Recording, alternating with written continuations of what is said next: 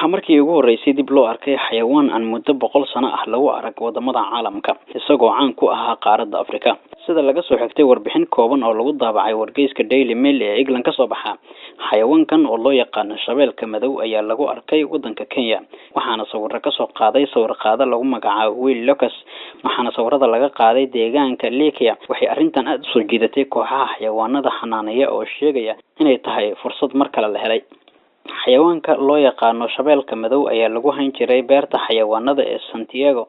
waxaana uu markii dambe ku dhintay beerta waxaana kooxda ilaalada beertaas ay sheegeen in xanuun aan la ogeyn oo u dhintay shabeelkaas waxaan sawiradan u qaaday hab iska ciyaar ah iyadoo aan doonayay bal in aan xayawaanadan ka qaado sawirro xusuus ah mana ogeyn in xayawaankan uu yahay xayawaan la raadinayay ama aan lahaynba nooc la mid ah ayuu yiri Lucas